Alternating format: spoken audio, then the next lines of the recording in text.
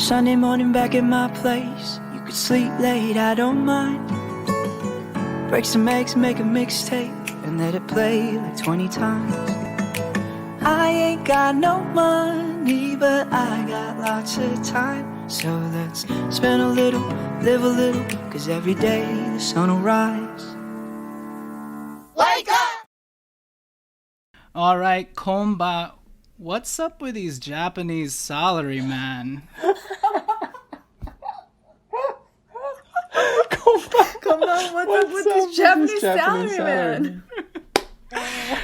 Just kidding, Kai. We wish you were just kidding. Anyway, welcome to the Terrace Up My Heart podcast. Thank you once again to the amazing Run River North for opening us up with the acoustic version of their snappy single, Wake Up. Tonight we will be covering week 29, About Love, where things come to a head between Rio, Hana, and Vivi, and Kai's voice becomes way less sexy when he speaks in English. I'm your host, Jaehyun, and I am joined by my co-hosts Lucy Lee and Daniel Che. Guys, welcome to another week in Tokyo at Terrace House. The icebreaker question of the night is a pretty simple and straightforward one. If you could pick which actual physical terrace house to live in out of any season of Terrace House, which house would you pick and why? Dan, let's start off with you. So I thought about this, and I remember the Karuizawa, is that right? The house in the mountains. That one seemed beautiful, like the backyard, and like when they would travel, it just seemed very quiet and like reminded me of like the Korean countryside. It's just like, you know, like that the soba noodles that were just like from scratch, all of that. I'm totally into that vibe. So that's my pick. Nice. Lucy, what about you? Yep, that was my pick too. I like the wood, like natural wood aesthetic vibes. And then the one that did it for me was they have a freaking onsen in the house. Like a full-on bathtub. Not just a one-person one, but you know, like the square one that you see at the ryokans in Japan. So I was like, yeah, free housing definitely would stay there forever. That's when they had the ass shot of yes, they had a lots couple of ass like shots nudity in that scene. scenes. So there was like over the top. yuzu that guy, the bass player at the end, he put like yuzu in the tub for that other girl. Yeah. That's awesome. You guys are making me think my selection. I have Karuizawa as a close second. Just because it's a cozy house and it's like cold over there and you really feel the coziness of that setup. And also it looks like the house from Parasite if you're into that sort of vibe. Interesting. But I actually really like the Aloha State house just because I knew you would say this. Jaehyun's Aloha State all the way. No, I mean, not really. Just because I love Hawaii, and I was just thinking about, one, I like the setup of the house where it seemed like there were a lot more like nooks and crannies in the house that people could go to, and like their couch setup was more cozy. Like I just remember when Kai brought his ukulele down and started playing for everybody, and it was a really like enclosed setup.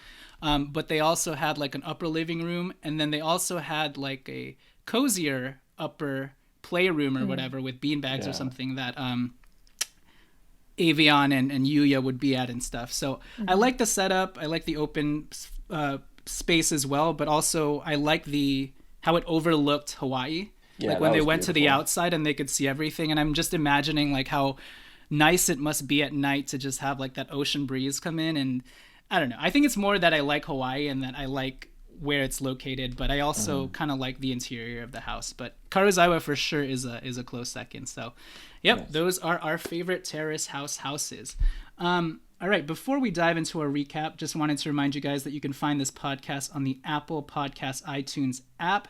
Please do us a favor and give us a rating and review of how many stars, guys? Say it in your native tongue. Pass on. Lima. 5 stars, everybody, if you didn't get that. So please rate and review us 5 stars on iTunes. That would be very much appreciated. Speaking of rating and reviews, I have a review to read. Our very first review from the homie T-Cho, mutual friend Teresa Cho. She wrote, 5 stars, new favorite podcast. If you're a fan of Terrace House, but like me, have found your deep mourning of the breakup of Shion and Tsubasa falling on deaf ears, these are the fellow fan friends you've hoped for. Nice. This pod is the next best thing to an in-person conversation about all things Terrace House. From impressions to insights to all the puns, konba, what's up? Thanks for feeding the fandom, guys. Teresa, thank you for giving us our first review. That was amazing. Yes. And we will be glad to have you on at some point if you're down. Yeah, we have to. Yeah.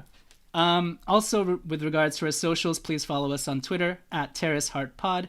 Instagram and YouTube are both Terrace Up My Heart, where you can watch us ridiculously talk about panda suits. Okay, I will go through week 29 About Love. Pretty straightforward episode. There's not a lot of scene cuts, actually, so I'll just give a quick rundown. We open up with Kai practicing comedy. We'll get to that later. Hana interrupts him and they talk. Then Hana hangs out with her wrestling friends and they proceed to give her the dumbest advice I've ever heard, and she takes it very literally. Then everyone hangs out in the kitchen, and Tapas and Vivi become bystanding observers to the train wreck that is Hana trying to ask Rio out, and Rio being the artful dodger in so many different ways. Hana also proceeds to try out the glass trick. Vivi smells Rio's wrist. What a scene. We'll get to that later. And then after that, Vivi and Rio talk more on the couch. They proceed to talk about their future career goals.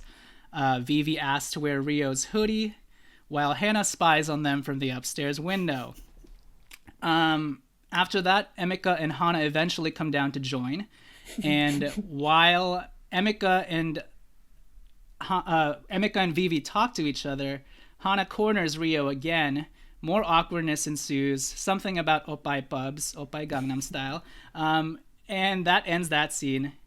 We switch to Kai practicing comedy again in the playroom, Hana interrupting him again, and then they have a more in-depth conversation and heart-to-heart. After that, Rio and Vivi actually start talking about Hana, and Rio starts to ask Vivi what he should do about that situation, and eventually that conversation ends with Rio and Vivi going up to the playroom and ambushing Kai and Hana. And this is when Rio pretty much says ball is life, and Vivi red flags that on her own. And we end this episode with a kitchen scene where Rio cancels on Hana with regards to the dinner date that she was kind of trying to set up, and Hana cries once again. So that is our episode. As I usually do, I want to ask you guys what your general sentiment was of this episode. For me, I felt like we really needed the Panda Suit in this episode because we needed it to break up the tension and cringe and just disarm us from all the bad choices going on left and right. I thought from start to end, this episode was so awkward and cringy. And I think for Daniel, that's probably juicy levels of fun. Mm-hmm. For me, it felt like a entire office levels of cringe from start to finish. But what did you guys think, Lucy?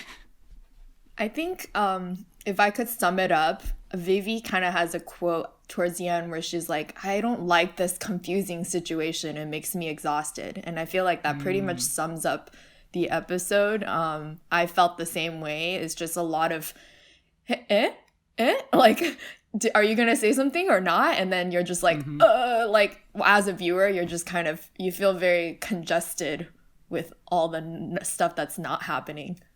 Mm-hmm. Dan, what about you?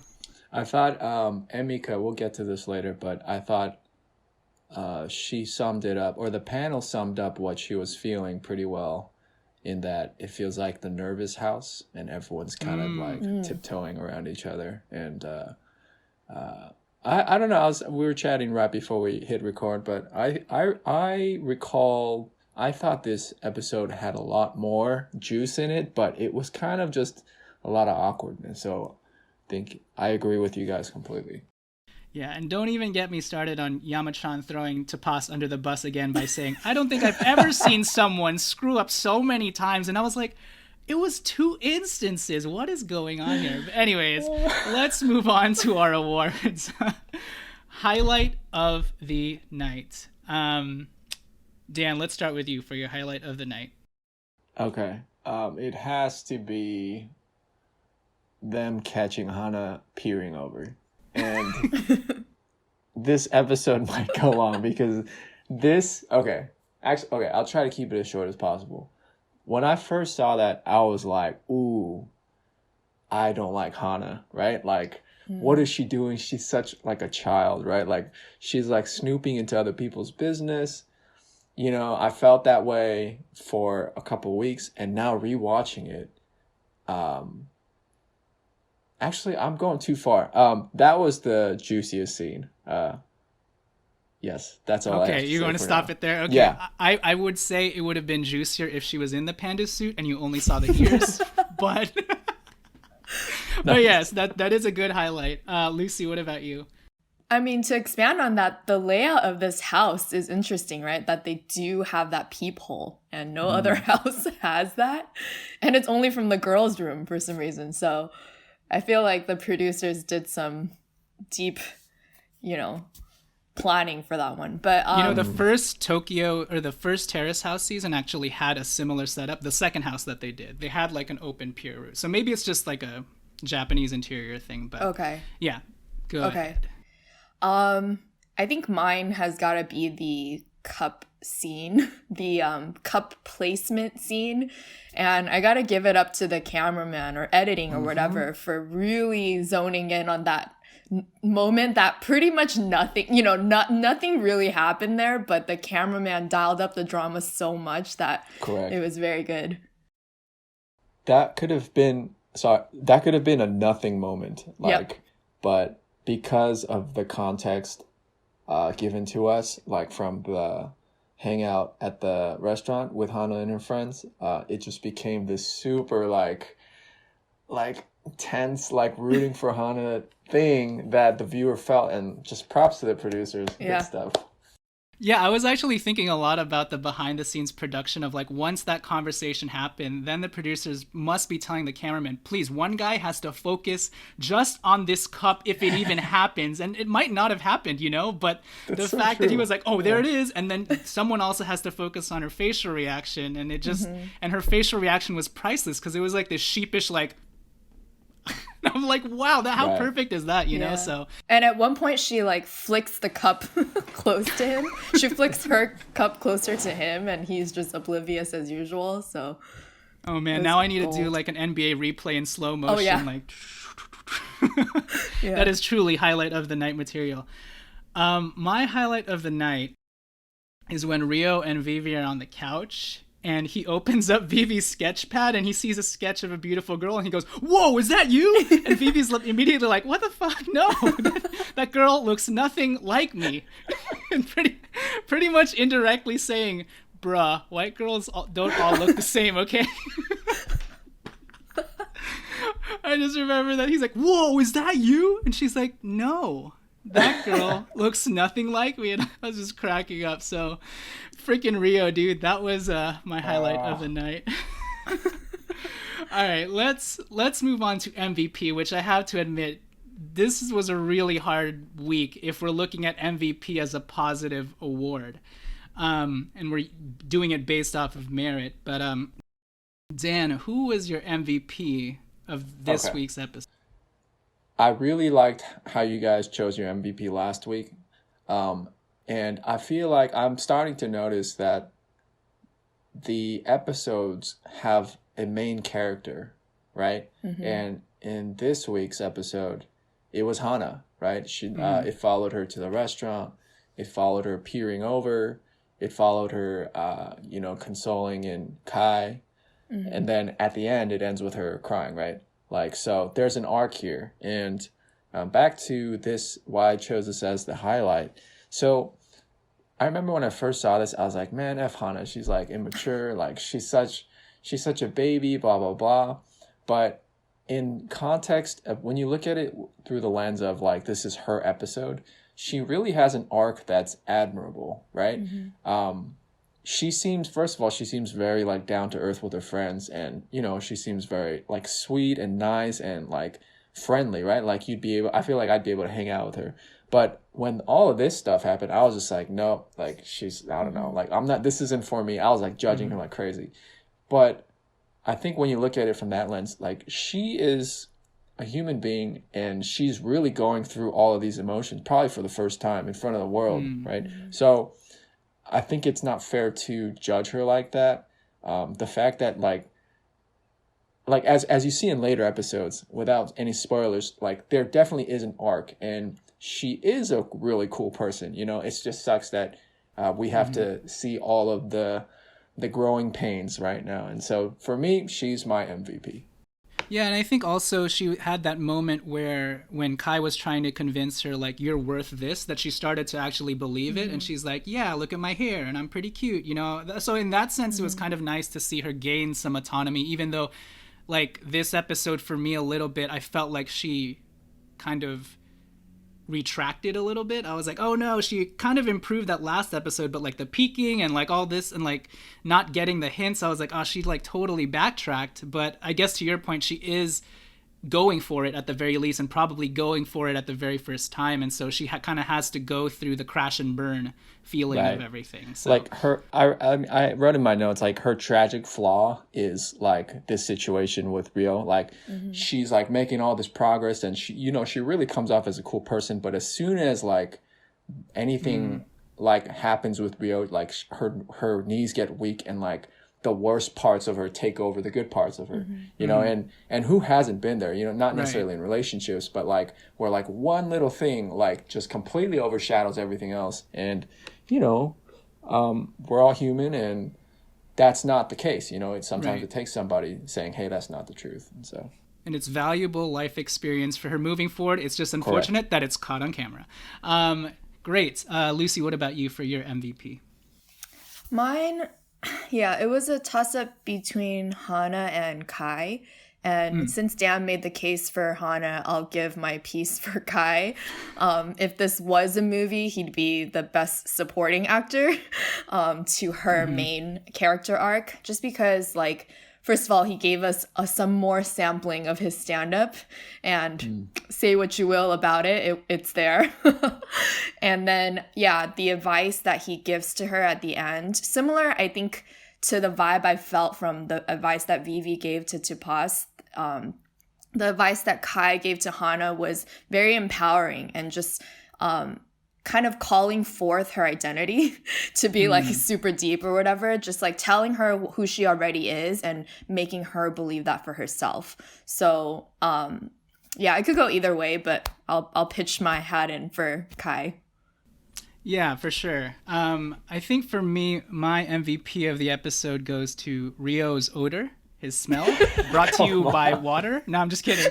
Honestly, I don't think I've ever heard the word smell so many times in a single episode before. Like, Rio's odor really overwhelmed the entire episode, as well as the sanity of both Vivi and Hana.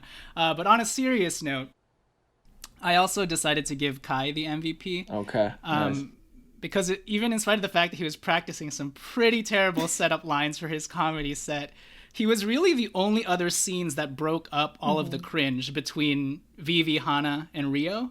Right. He was always like a safe place that Hana could go to, and also the viewers, right? Where it's like, please break this up for me a little bit. And like Lucy mentioned, him kind of affirming Hana and really getting her to believe in herself and say like, hey, if Rio rejects you, then, you know, that's his deal, and he's missing out. You know, if that's something that you want to hear when you're trying to just, you know, be consoled, right? And I feel like Kai once again brought that to the table, which is so weird because it's such a stark contrast to his comedy, you know? Yeah. And the obvious thing that I want to bring up is just how nerdy his voice sounds when he speaks in English versus when he speaks in Japanese. And you is just all over the place about, I don't even care if this dude's funny, I just want to hear him talk. And I was like, I think you just mean in Japanese though, because when he starts talking, it's like, yeah, you know, you're cute, you know, like your pink hair, he and does like this. is like, you know, if he just wants to not take you, then that's okay, because I think you're really cute. And I'm just like, what is going on here? So my Kai impression, I realize, comes from I try to channel Tommy Wiseau from The Room a little bit, and that's my Kai. Oh wow! Oh hi, So Mark. bad. What's up with these Japanese salary, man? Like, why don't they just kill themselves?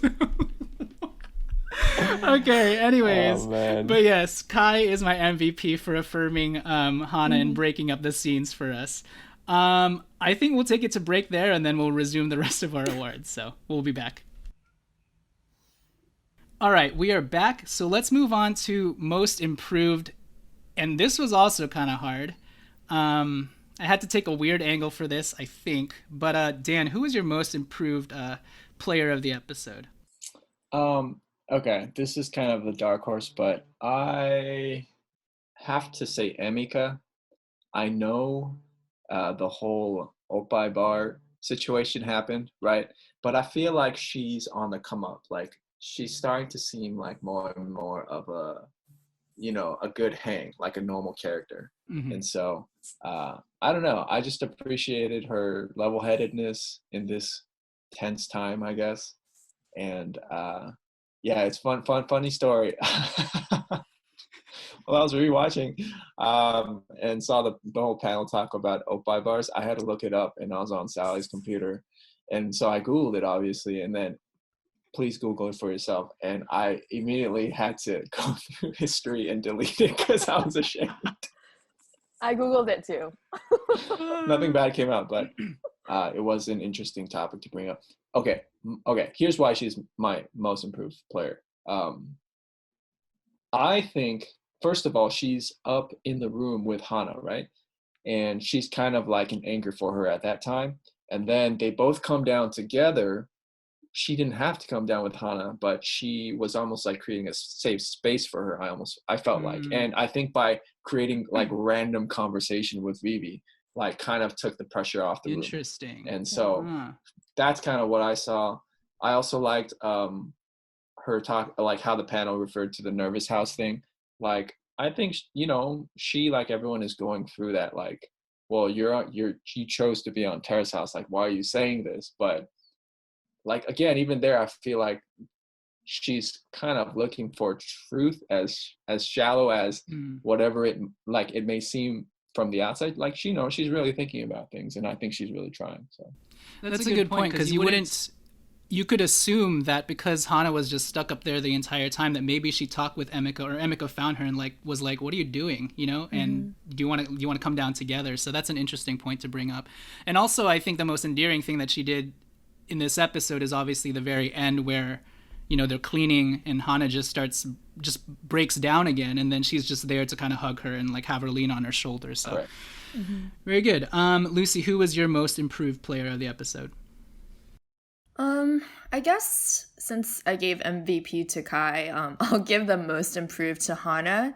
And it's for obvious reasons, but just like, I really appreciate her persistence in asking out Rio. And I mean, my personal opinion was that she should have just backed off, but props to her for like, the first time, second time, third time, like asking him, hey, what are your plans? What are your plans? Like, can you please tell me?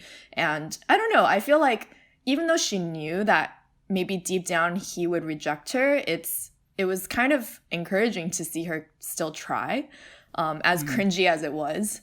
So that's my pick. Nice. I think for my most improved, and it might be a little controversial because I didn't agree with everything she did. I think for all of these players and cast members, even though they're winning these awards, they did a bunch of stuff that was just like, why? What are you doing? So my most improved player actually goes to Vivi. And in this one, I want to put it in the context of the actual contained episode, because I think she was different from the end as she was to the beginning, if that makes sense. Like I felt like she realized some things for herself that she didn't at the beginning. And even though you may not have liked the way that she did certain things and like was cringeworthy in other areas, at least for her, I could see an internal like spinning of the gears that she realized some things that I think the audience members realized and that the panelists realized with regards to Rio, right? So even just being able to become aware of those things is improvement in my eyes. And by that, I mean, at the start and even at the couch when they were talking, there was still that huge glint in her eyes with regards to Rio, right? She wants to wear his sweater. She's smelling his wrist or whatever. And then Rio starts to talk about his like career goals and what's a priority to him, and it becomes very wishy-washy. And not to mention that this is the second time that Vivi is putting the full court press on him, and he seems to just be totally like not taking it and just kind of waffling around. And I think for her, she's like, is this worth it for me to keep doing if this guy is just going to continue to beat around the bush and just... So I think she realized that at the end. You saw it in that very tense moment where all four of them are in the playroom, and she's like, oh, interesting. I think I just gained an epiphany, essentially, is what she was trying to get at. And then at the end, when they're all in the kitchen, she starts to bring up how she's been in the past and how she tends to always show her cards maybe too soon or too early and too much, and the interest just ends up fading away. So I think even her unpacking like her tendencies was a really good thing for her to realize. So I think for all those reasons, that's why she's my most improved player. All right. Defensive player of the episode. I feel like we all have the same answer, but let's go on ahead. Dan, who's your defensive player of the episode? It's got to be Rio. Yep. This guy, man. Dan, talk to me about Rio. Okay. Like, obviously, the full court press is a great analogy for this, right? Like, she is really going for it. And, like, it's almost to the point. It's getting to the point where it's like, you should back off because, like, he seems to not be getting it. Like, you know, like, she got her flirt game on to, like, dial to 100, right? And Rio is just, like, stuck on, well, how do I, like, tell Hana, like, I don't like her? You know, like he needs to get a clue. On the flip side, okay, the one thing I'll give Rio is maybe he's the type that wants to pursue and not be pursued. And so, like, a part of him, like, not like a part of him deep in his subconscious is like, no, I want to be the one that's chasing, right? But he needs to wake up because, like, not everything is ideal like that. And it's his loss. You know, you can't hate him for it. For Vivi too, like, maybe it'll work out for the best this way. But it's just so upsetting to watch. Yeah. Lucy, what are your thoughts on Rio? Yeah, I'll give you the play-by-play for Rio's defense here. So This is great. he rejects two girls, right, simultaneously in different ways. So rejecting Hana, obviously, while she's in the room, not answering to, like, his plans. And then rejecting Hana while she's not in the room by talking to Vivi on the couch. But also rejecting Vivi when she tells him, like, oh, I miss you more than anyone. And he returns her with a high five. And she's like, what the F? Like, you can see it on her face. She's like, what is this? You know, like, a high five for me just, like, pouring out my heart to you. Man, I don't know, man. This guy. Yeah. I feel you, Something Lucy. else. Plot twist. And he also rejects her unintentionally without knowing it in the playroom when he's talking to Hana and saying basketball is my number one. Right. And Vivi's like, oh, it is, huh? It's like double defense all the way. Yeah. So, yeah, Rio. I want to suggest something. Yeah, Plot twist. Maybe he is in love with Pepe. Okay, let's move on. I have another theory. So Yeah. the Lion King musical that he goes to, he says he goes with a friend, right? But I'm thinking, like, do two bros just go to Lion King together, like, broing out over a Lion King musical? I mean, you know, it could be Pepe, but what if it's another girl that he Probably wants to is. Lion King? Yeah. Because he's so awkward around, like, it seems like every girl in the world, right? And he's so comfortable around his teammates, friends, blah, blah, blah. Right. Anyway, we should stop this train. Of course. That's true. That's very true. No, I agree. Like you guys mentioned, Rio, just total. I thought it was very rude on his part, first of all, to just that whole scene in the couch where Hana was like, hey, can you listen to me? And then he makes a joke out of it where he's like, hey, Emeka, stop talking about Oppai pubs because I'm ignoring Hana right now. And I'm like, what? That's so sad. Like, it's just calling out the rudeness even, you know? It's just so awkward, those interactions where she's trying to talk to him and he's just openly, like, ignoring her. So it's super rude. Yeah. Also, before I got to Rio as my defensive player, I was trying to go super hipster and weird with this angle. So initially I had Rio's hoodie as the defensive player of the game, because I felt like that allowed him to deflect any further flirtations, because when like Vivi put it on, that did all the work for him essentially. Mm-hmm. She was already like engrossed by it, and I think I think he is interested in Vivi, but he just, you know, like he doesn't know how to like reciprocate or even communicate his actual feelings, and he must have many different things in his mind tugging at him that he can't really sort out right now. And which is why too, like in the playroom when he was trying to tell Hana basketball is my number one, it probably went over his head that was affecting Vivi in a certain way, you know. So he probably is so you know, tunnel vision focused on his goal, and you know why like when he first came on the show, he's on the show because he wanted to try to make the Olympic team, right? Like, and so anytime an obstacle comes in the way, and unfortunately it's in the form of Vivi, you know, you can see him kind of struggle with, well, my number one goal is to make the Olympic team, and that's probably why I wanted to present myself here on Terrace House. It came at the expense of Vivi's pursuits, you know. So right. That's and unfortunate. To be fair to Rio, he is also dealing on top of that with the Hana thing and not knowing how to like wrestle with that either. But yeah. All right, let's move on to quote of the episode, everybody's favorite award, it seems like these days. So, Dan, what is your quote of the episode? All right, I'm going to try my best impression. It's going to be terrible, but we have like the same pitch and voice, so okay, here it goes. I think you look hot. You're cute. You're funny. You're everything. If someone doesn't like that about you, why should you care about that person? That's my quote of the episode. And my voice. Oh man. Very well done, Kai Kobayashi. You guys touched on earlier. I'm a fan of Kai at this point. Like, he's the ultimate hang. Seems super chill. Like, he's got the West Coast vibe. Just like, you know, let's be happy. Let's chill, right? And then his stand-up, like when it cuts to his stand-ups, this was the first time like a red flag went up. I was like, what is this? Like, what are these jokes, right? And like I think the first, you, Lucy and Jaehyun, you guys know my theory that we'll share in the coming episodes, but I was like, is this like some next level form of comedy, right? Like, is this guy a genius? And so like, I'm so intrigued with Kai at this point. So he wins my quote of the episode. That's so funny. Lucy, what about you? Quote of the episode. I had that too, but I'll pick another one of my random ones, and this is more trashing on Rio, sorry.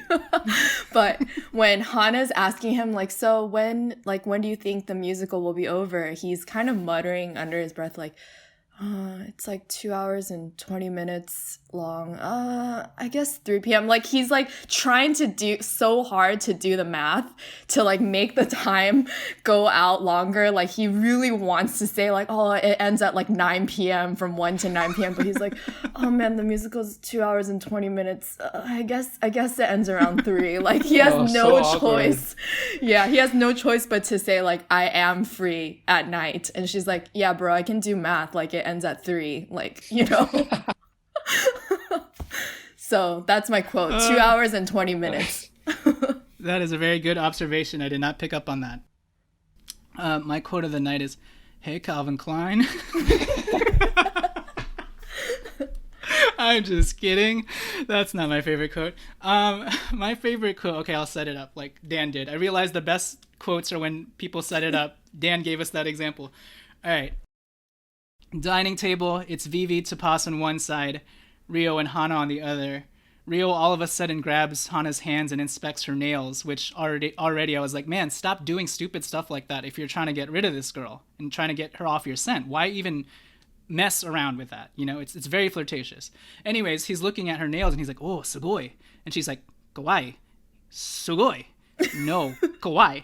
Say kawaii. Hana keeps telling him, say kawaii, but he goes, sugoi. And I was just dying at the interaction because it was such a perfect manifestation of the tug and pull between Hana and Rio the entire episode, done through this very silly, sugoi, kawaii, sugoi. No, say kawaii. Okay, kawaii. So that string of comments or those words are my quote of the episode. Nice. All right. What about 2 more awards? What about the panel take or panel quote of the episode for you guys? Dan? I'm gonna say the Oppai pub thing just because it made me Google what it was, and but I like the train of thought that it took me down in that Emika is a decent person, so that's for me. You know what you should have done? You should have not erased it on your history and then seen Sally come on and been like, "Oh, Terrace House, right?" Yeah. She wouldn't have even blamed you. The She's like, true "Yeah, I test of googled your this too." That's true. Yeah. Oh, Lucy, what about you for your favorite panel take and or quote of the episode? I mean, I was laughing on the floor at Yama-chan doing the shrugging thing, imitating Kai. He was like, you know, I'm just trying to be Kai, and he's like doing this for the whole time. Yeah, so that's mine. Yeah, that's my take. I mean, it's not really profound. It's just like a little quirk. No, it's funny. I remembered a good one. Yeah. This was my second choice for the quote, but of the episode we're trying to contain that to the characters inside. But I loved it when what's the older lady's name? You was like, Mom says, Trina, what, man, I'm so, Raina? Raina was like, what's an Oppai pub? And then Mom like, you says, Mom says you can't know that. Or she says something like that. That was hilarious. Yeah. Like, yeah. Or apologize chemistry to my daughter, like to Yama-chan or something. Yeah, she tries to shield her innocence and everything. So good. Love that. That's funny. I think my favorite like panel moment was when they were going over the like Vivi or basketball? Visket? Visket ball? They're like, wait, why'd you put those 2 words together? And they just keep saying visket, visket, visket, visket. And I think Yama-chan also starts doing some shoulder shrugging thing when he goes visket, visket, visket. Yeah, so that's when I guess mine is the same as Lucy, but also them just continuing to like stick on this like word amalgamation of Vivi and basketball because Rio is grappling between the two and they're just like, why not both? Visket, visket ball. All right. So our last award of the episode is the Shacked a Fool Most Cringeworthy Award, of which there were many to choose from in this episode. So, Dan, what was your Shacked a Fool Most Cringeworthy moment of the episode? It's got to be the cup scene. That was, I don't know, they're masters at building tension. Like they should, the cameramen and producers should win some kind of award because that was great. They took a nothing moment and made it to like this where you're rooting for, you know, Hana, and then you're hating Rio more and more. No, it's great. I love that. Also perfectly representative of, I think, everything Terrace House is about, where it's like about the subtle details. And, you know, like so much drama and you could bring up the glass thing to someone and they'd know exactly what the drama would be surrounding that. You know, I feel like you can't compare it to any other show like that where you could bring up, remember the socks thing or the meat incident or, you know, the omelet, and it's just like, yeah, I do. So it's just perfectly representative of Terrace House. So Lucy, what about you for your most cringeworthy moment? It's in the playroom when they're all 4 of them are together and Kai and Rio are just like having a dialogue in English. And I think you keyed me to this English conversation cringe, Jaehan, when you like pointed out that like Rio, like every time he speaks English, I'm just like, something is like unsettling about it. And so Kai and Rio speaking English together is just like, what's your number on priority? It's like, it's just so not natural, you know? Like, yeah. And he's like, you're not thinking about something at all? Like, what are you referencing to, you know? So I don't know, that whole, like, I just really, it's like kind of made me really feel like I did not want to be in that room at the moment with those girls and those guys having that conversation. Sure. I'm sure the girls didn't want to be there too. They're like, what is going on between these two? But yeah, they also asked Kai, like, what did you guys end up talking about? He's like, you know, just talking about love. Okay, whatever, man. My most cringeworthy moment, Shacked a Fool moment, was Vivi bending over the dining room table with her ass in the air to sniff Rio's wrist and Hana, they do this crazy cool shot where they close up on that interaction, and then you see Hana in the back with her hands cupping her face in shock as Vivi is doing this thing, and I was like, how perfect a moment and like screen grab is that you would be able to capture this very real and it's just so indicative of Hana's character, right? Where she has no idea what her facial expressions are, what her body's doing. It's like so obvious. Why would you do this while Vivi is splayed across the table, sniffing Rio's. I mean, that is how I felt, but like you're in that scene with them. Like that's crazy. Right. So like that to me was the definition of #juicy. So Vivi can be so freaking extra sometimes, man. And with how she uses her body and some of her flirtation tactics, that was definition also of #extra by Vivi. She's just using her weapons, man. Like she knows how to play the game, and she does. Props to her. Yeah. All right, that does it for all of our awards. I want to give an open floor to any other things you guys want to bring up or any small observations if you have any. Do we have anything? No.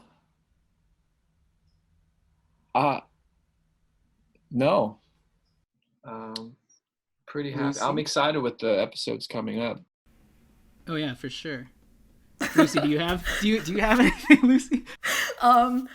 I just wanted to point out like Kai's grammar, because when I think the first part when he was like, these Japanese salarymans, and he keeps saying salarymans, and I'm like, I think it's salarymen. Like just make it plural. I don't know if it's salaryman. Lucy.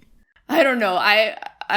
Yeah. I think he's been in Japan too long. I'll give him the benefit of the doubt for that. But he came from Arizona. Like he started in Arizona. I don't know.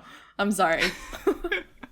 Okay, I have 2 points. One, I felt like this is one of those episodes that was juicy in terms of the emotions and expressions spilling out from everyone right on the spot, and everything being out in the open and no one can hide, right? Especially when they're all in the playroom together, and it's like sort of like indirectly tense by all members, and you see all these things going on in everyone's heads, like you see it from Hana's perspective, Rio's perspective, and what he's thinking about, and you see it from Vivi's perspective where she's like, oh, I gotta back off, and Kai's kind of the mediator here. But it's crazy how this episode had so many different, like, there's the playroom scene, the couch scene where all 4 of them are here too, but with Emika, and then the table scene with Rio, Tapas, Vivi, and Hana, and it's like a grouping of 4s, right? And there's nowhere to hide when your emotions just spill forth. So I thought that was very interesting in this episode.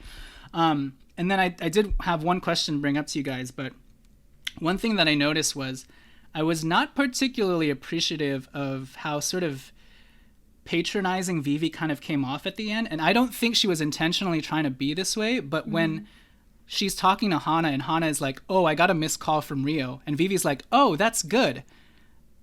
And Hana's like, is it? And I was just wondering why Vivi would even say it's good, as if she doesn't know what Rio's intentions are. Where I was like, don't lead her on or don't give her hope. I know you're just trying to put off this image that you're a supportive friend. But at this point, he just had this conversation with you where he was like, should I tell her off? And she's like, yeah, you should. So when Hana's hopeful and she's like, hey, I got a missed call from Rio, why would you even think of saying, oh, that's a good thing? So I was like, I don't know about that. And I get in the moment, maybe she was just trying to be supportive of Hana, but it ends up coming off as disingenuous at a certain point, so. Yeah. Totally.